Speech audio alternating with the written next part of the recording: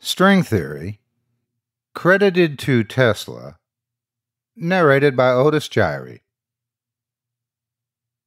Have you ever had an experience that suggested someone else was in your house and just thought, I don't want to know, and left it? Sometimes fear of the unknown just seems like the preferable option than facing a real concrete danger. Normally it's nothing, though. One time the beeper function of my wireless house phone went off when I was the only one home. It could only be called from the living room. Another time, I swear someone took some change from my desk. They're all probably just slightly disconcerting tricks of the memory. But what would you do when something truly suggestive happens? Would you run or just ignore it like I did? Last Monday was a normal day. I got up, brushed my teeth, changed into school clothes, all little parts of my morning ritual. It seemed like it would be another totally unnoteworthy day until I saw the strings. There were 3 or 4 thick twine strings in my room. They crisscrossed between the walls around my bed, one attached to the door. No way I would have missed them before. I should have tripped over them. But they were tied to pins in the walls, which had also not existed before 10 seconds ago. Nobody could have been in my room while I was in it, let alone set this up. It was early, and my brain wasn't processing correctly. I simply discredited the sight, untied the strings, and left for school, leaving them balled up on my desk. It didn't get any better later. Outside my house, there were hundreds of them, tied between houses, around cars, across streets. This had to be some super elaborate prank. One of those hidden camera shows or a comedy improv blog that had gotten everyone else to play along too. Passers-by were tangled in them, tying them to objects they were walking towards and away from, as if they had been and were continuing to follow the course laid out for them. I nervously continued my journey to school.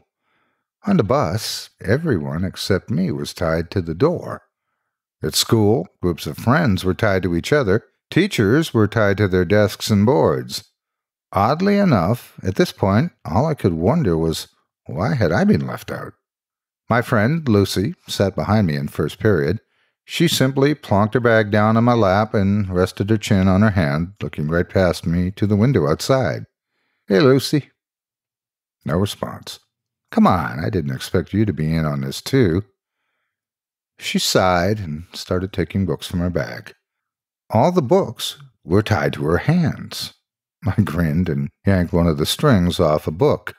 She didn't seem to notice, instead simply disregarding the book completely, letting it drop to the floor without a moment's hesitation. I leaned down, picking up her book and placing it back on her desk. She took no notice. Well, if that's how you're going to play it, I smiled, trying to look playful, but really just trying to hide my nervousness. I bundled all the strings attached to her together with one hand, then pulled them all free. She blinked, turning to stare at me. Holy crap, Martin, you're like a ninja or something. I've been sitting here for maybe 10 minutes. I smiled again, relieved my friend had finally noticed me. Where did all these strings come from? She gasped, seemingly noticing for the first time. I assumed you all were fucking with me. She stood up, backing into a corner. No one else in the class noticed. They weren't here just a minute ago. Do you see them too? Her tone made it clear she was genuinely scared. No, didn't you? I was interrupted by my teacher slamming the door behind her. Everyone, except me and Lucy, murmured a good morning, and still no one seemed to pay either of us any notice. People have been ignoring me all day, I said to Lucy, before turning to our teacher. Hey, dumb bitch, you can't teach for shit. No reaction.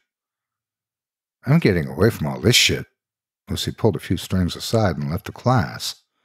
I followed, and surprise, surprise, no one else noticed. We wandered the corridors, leaving and entering classes as we saw fit. Whenever we untied a chair or book from someone else, it was like it suddenly didn't matter to them. It didn't exist. I showed her the street outside. There were more strings than when I came in this morning. Twice as many. We carefully picked our way through the tangle, making our way to a nearby coffee shop. Not particularly grand, I know, but what would you do in our situation? As I said, fear of the unknown sometimes seems like a safer option. On a few occasions, I suggested we untie a few more people. Lucy was opposed to it, remembering how terrified she'd been. In the coffee shop, we grabbed a couple of sandwiches and drinks from the fridge. We found a table, untied all strings attached to the chairs, and sat down. We both ate in silence, both of us too scared, both of us distracting ourselves by watching the strangers in the shop, oblivious to the strings.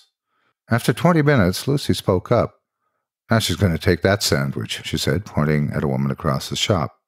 Sure enough, she walked to the fridge, took the plastic-wrapped sandwich she was tied to. She pays for it and leaves. She did so, according to the prophecies of the strings. That guy doesn't intend to pay. I watched as a man took his coffee and ran out of the store, the two servers just looking too exasperated to go after him. "This is horrible," she whimpered. "Let's go, please." Outside wasn't much better. Everyone just followed the string's instructions, going about their daily lives. Lucy announced she was going home to sleep this off, and I agreed to walk her home. She only lived 10 minutes away. Away from the busier part of town, there were fewer strings. It was nicer. We could pretend it wasn't happening.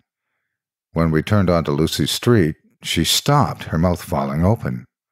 "What now?" I broke the silence, my voice sounding surprisingly small. "Look." She pointed outside one of her neighbors' houses. I saw it clearly, and I'll take my memory of that moment till the day I die. A little dark imp, maybe 3 feet tall, walking along with its knuckles on the ground, almost like a monkey.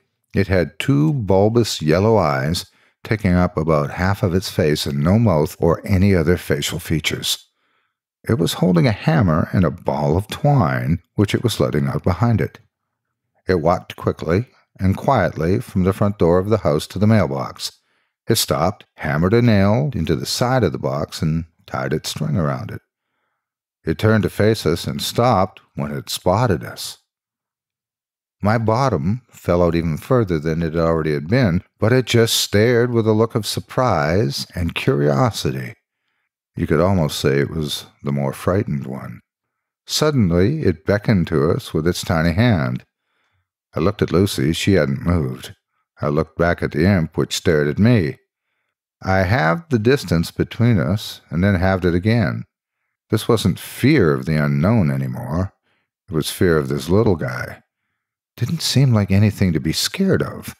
When I was a meter away from it, it extended its hand.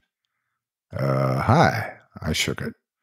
It nodded in approval, blinking its massive yellow eyes up at me. "So, you're the ones in charge of the strings?" It nodded eagerly. I called Lucy over, but she stayed where she was. "There are more of you."